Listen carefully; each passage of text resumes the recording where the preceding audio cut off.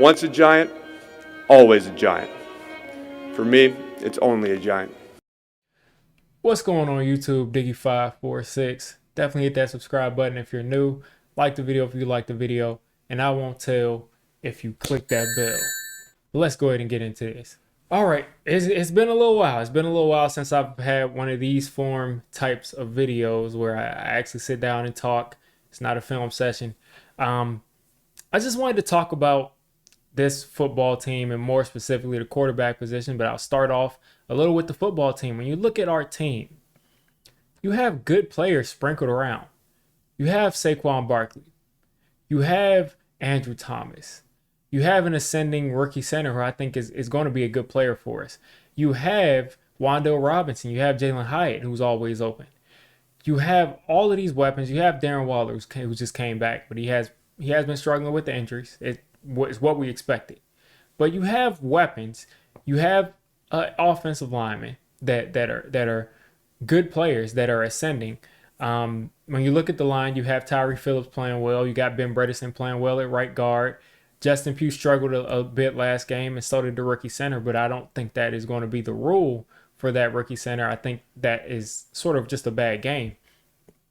And when you look at this line, it's not bottom of the league offensive line. I think we've had bottom of the league quarterback play.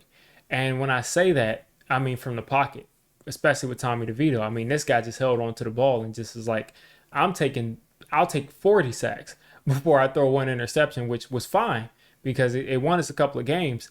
But it shows you that you got to find ways to get rid of the football, or you're going to take 10 sacks and your offensive line didn't even have a bad game.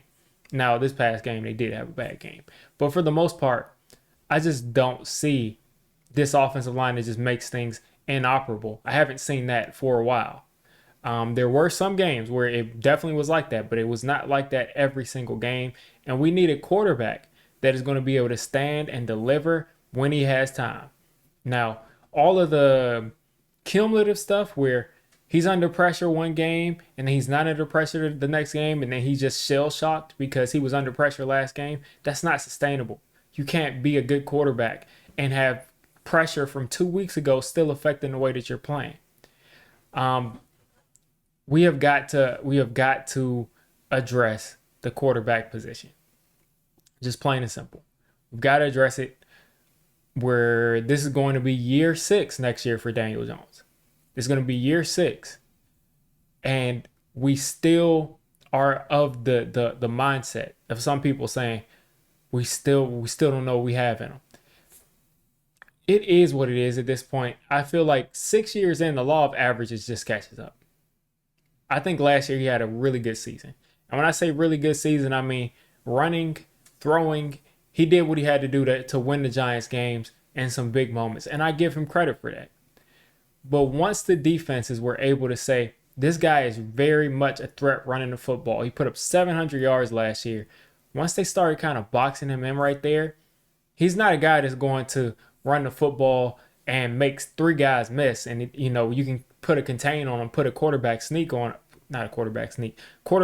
spy on him. And he still just makes that guy miss and makes huge plays over and over again. So once you box him in right there, there's not as much he can do. He cannot be as nearly effective. And you put him back in the same position where the guy was throwing 12 touchdowns, 13 touchdowns, 11 touchdowns in an NFL season. And again, going into year 6, it becomes very, very difficult to say that in year 6, Daniel Jones is going to go out there, no matter what they do to the offensive line. A bad quarterback never looks good behind a good the offensive line. Find me a bad quarterback, a sustained bad quarterback that has a good offensive line. You won't find that. You won't find that because a bad quarterback always makes the offensive line look worse than it is. It's just that plain and simple. So putting him out there in year 6 and saying that he's all of a sudden going to throw for 35 touchdowns. He's going to lead the team to a playoff spot because they added 1 or 2 offensive linemen and a wide receiver. He's just going to look like a completely different player. I just can't see that happening. I just can't see it happening. So something has to be done. There are a couple of quarterbacks out there. You got Jaden Daniels, who's more in the range because we're not probably going to be picking top two, but anything can happen. Anything can happen. The Giants could always trade up to number one or number two. Anything could happen. But you got those two at the top. You got Drake May. You got Caleb Williams. I think Jaden Daniels right now is looking like number three. And you got Penix.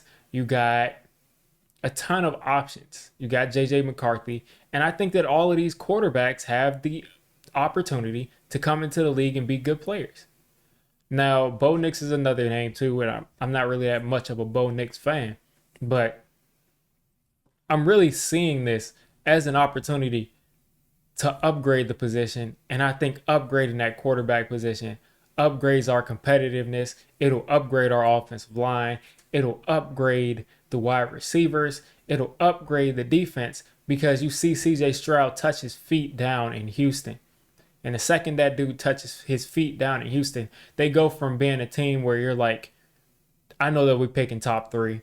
They're going to be picking top three. They go from that to CJ Stroud hits the field, and all of a sudden they're a almost playoff team. I don't know what their record is now, but they could very well much be a playoff team because of what they did at the quarterback position. Because a good quarterback energizes the team, leads the team, pulls the team out of the shadows and makes them competitive.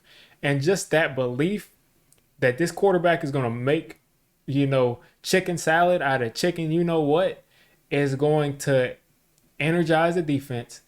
It makes wide receivers step up and make plays that you didn't even think they were capable of. And I think we have some weapons. I think we got Hyatt, as I've gone over. We got Robinson. We got Darius Slayton. I think we have some weapons there, and we're only going to add probably one or two more this offseason. And I'm really thinking if we get a guy that first round, I think we're cooking with hot grease. I'm not saying all of a sudden we're going to the playoffs, but I do think we'll be a much more entertaining and competitive offense than we've seen in years if we get a quarterback in here that can make some noise. That's just the way I see it. We have absolutely got to do something different, because going into year 6 expecting a different result from what you've gotten the past 5 years. What happened year 1? He put up 24 touchdowns in 12 games. He set the league on fire, but he also fumbled 18 times. 18 times. What happened year 2? Production was gone. Year 3, the production was gone. Also injuries. Year 4, he finally had a good season, but still sub 20 passing touchdowns. That's not something that you expect in 2023. It's just not something you expect. But the key was his legs. They took the legs away in year 5. He looks worse than he's ever looked in his career. And then he gets hurt. So it seems like for the most part, his career has gone. He gets hurt. He's not productive. He gets hurt. He's not productive. He has a turnover problem. And that has been consistent across the last 5 years. I don't expect to see something different in the 6th year. I very much hope that I'm wrong. I very much hope that he either succeeds as a Giants quarterback or he goes somewhere else and succeeds, because I wouldn't throw the guy up here behind my shoulder if I wasn't a fan of him. So I hope that he can succeed somewhere.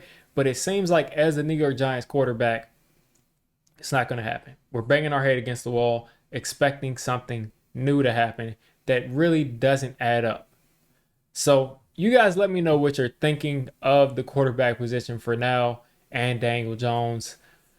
I think this is his last year as the starting quarterback. Maybe next year if we draft the guy, he starts the first 2 games because they just love to play those games in the NFL. But I think this may be the last time you saw him. And by the way, also, he's had another neck injury. He's coming off of an ACL. He's a running quarterback. You have got to do something to at least have insurance to say, if Daniel Jones can't play or he comes out and the knee isn't good and he messes the knee up again, and this is knocking on wood. I don't wish that on anybody. But you have to be realistic. He's got a neck injury. He's got a knee injury, and he's a running quarterback. That is a recipe for not very good. So something has to be done here. I'm glad that he got paid for his sake. I'm a fan of his. I hope he can succeed in this league, but I just don't see it happening in year 6. So again, you guys let me know what you're thinking of the situation. That's my take on it. If you made it this deep into the video, come on, just hit the subscribe button. I make Giants content primarily, draft content secondarily, and during the season, I'm going to be doing a lot of reacting to pretty much most of the NFL games and everything NFL. So if you made it this deep, go ahead and join the D6 squad.